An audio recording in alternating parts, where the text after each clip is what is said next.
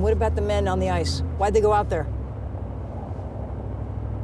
Don't give me that voodoo, cosmic, choompa loompa bullshit. Are you trying to say chupacabra? It's no magic, right? There's a real explanation for this. True Detective, Night Country, Season 4. We're going to look at episodes 1 through 3. We've reached the midpoint of the season. Maybe you clicked on this video because of the mildly clickbaity thumbnail. There's a lot about this season I'm digging, but stick to the end to find out what I thought was cheesy as fuck. Spoilers ahead.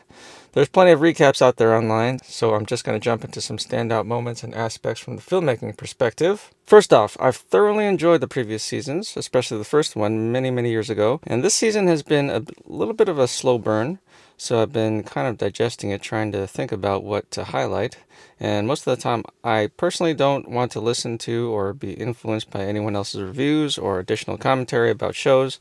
But in this case, I felt compelled to listen to HBO's official podcast to help me unpack it a little. Listening to the podcast helped me really appreciate the writing process and pre-production process. HBO is like obviously high-end premium TV, and it's just unparalleled episodic filmmaking on so many levels. And this season is really no exception. What's really strong about this season is the location and world of Alaska that they portrayed. It's a cliche filmmakers always talk about, the location is another character, blah, blah, blah.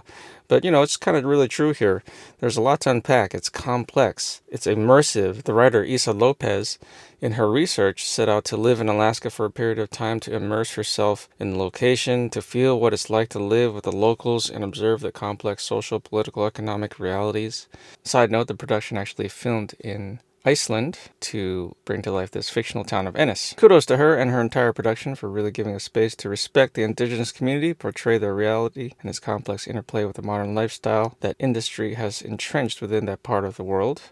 Many times when I'm watching a show, my mind just kind of checks out on even good ones, whenever there's elements of predictability. I'm personally guilty of not appreciating the enormous effort it takes to create a production on such a high level.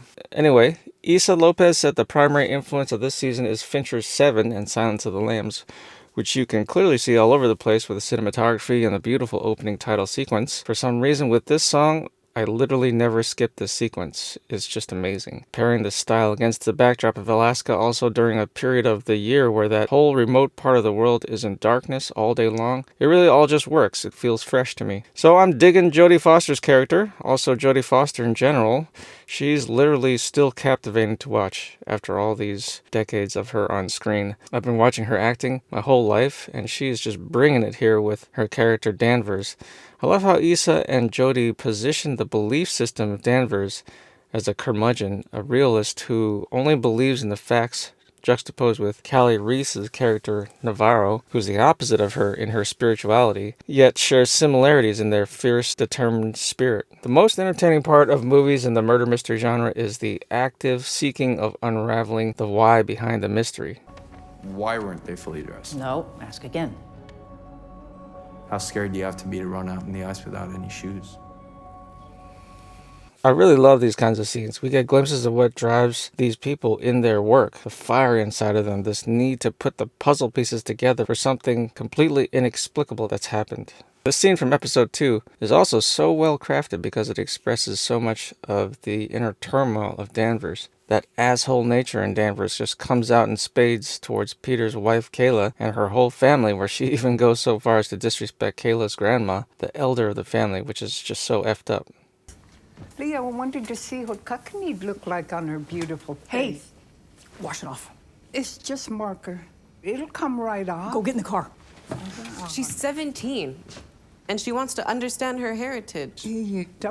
What, so she can be a night nurse like you? Don't give me that laundromat grandma. There's obviously a deep conflict inside of Danvers. The scene definitely sets this conflict up. She's got this motherly instinct to protect her daughter from the injustices the indigenous have faced historically, the lack of opportunity they have in society, and she sees a simple act of Leah wanting to embrace her heritage as a threat to her own safety, as well as a gateway to experience endless hardship and suffering in her own life. And her daughter Leah is really, really well played by Isabella Star LeBlanc. Their relationship is like a microcosm of the bigger tension between the indigenous Inupiaq and the white world of Alaska. Lastly, this scene is a really simple yet effective cinematic technique to convey a really important reveal within the storyline. Finally, by mid-season, we know more about the story behind what has driven a wedge in between Navarro and Danvers' relationship. Just check out when this reveal is happening. It's a dolly shot, probably on track, circling around Jodie Foster. Then we cut to a dolly push-in on her close-up to drive home the important reveal of her story she's sharing with Pete.